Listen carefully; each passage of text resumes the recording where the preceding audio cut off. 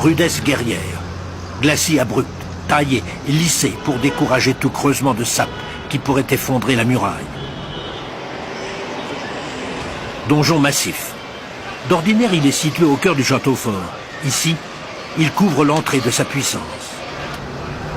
Au-dessus de la porte, 2 serpents entrelacés, énigmatiques, et une inscription qui vénère Allah et demande sa protection. Inattaquable, pas si sûr. Si les croisés, dans leur hâte conquérante, s'arrêtèrent au bord des fossés, réfléchirent et n'osèrent l'assiéger, les Mongols, eux, en 1260, la conquirent. Ceux-là avaient le temps, ils l'affamèrent. Il n'y a pas de citadelle imprenable.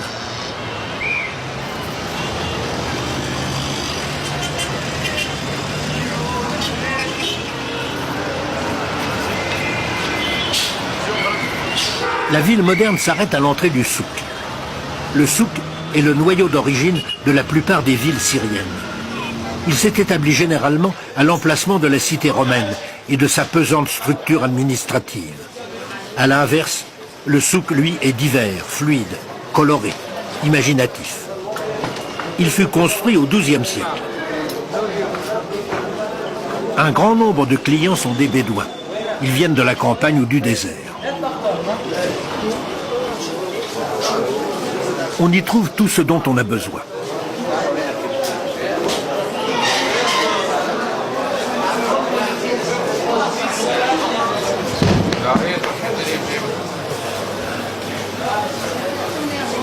Vendeur de gâteaux ambulants.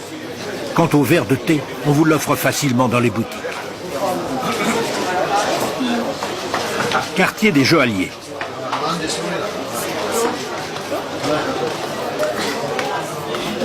Les Bédouins aiment l'or. C'est leur caisse d'épargne, leur assurance contre les hasards de la maladie, la protection de leur vieillesse. Pas de lingots. Ils thésaurisent en bijoux. Et ce sont les femmes qui gardent le trésor familial.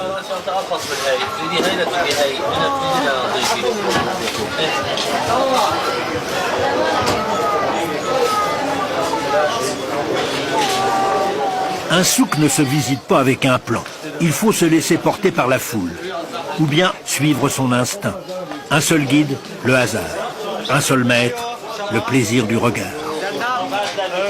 Allô, ça va, bonjour, vous êtes français? Il est 45, oui. Wow.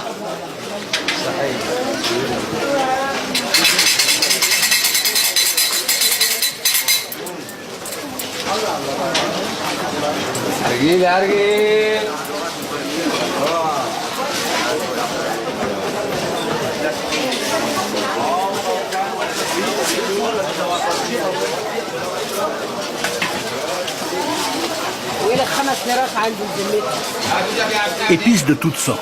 Safran, cannelle, gingembre, cardamone, cumin, noix de muscade. Citron séché, en guirlande.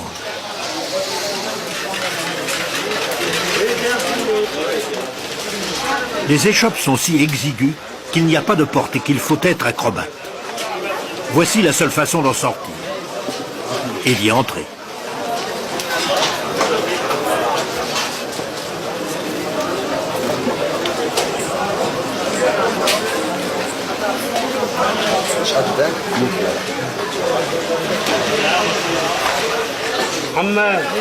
Vendeur de courgettes, il les a lui-même cultivées.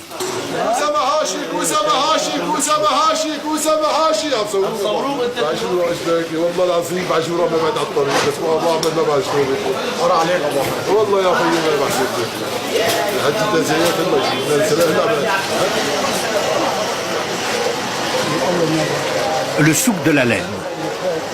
On y vend, bien sûr, mais aussi on y produit. Lorsqu'il n'y avait pas d'industrie, seul l'artisanat comptait. Il était concentré dans le souk. Aujourd'hui, à Alep, ça continue.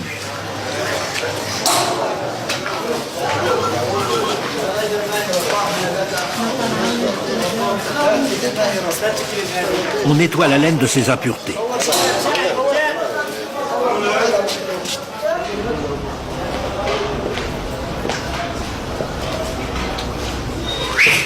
On fouette les peaux pour en extraire la poussière.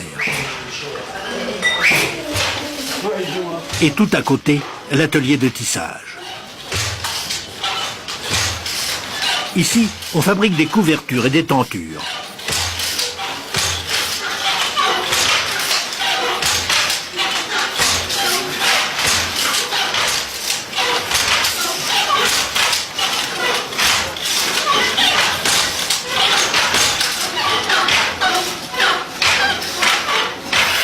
On file encore au rouet.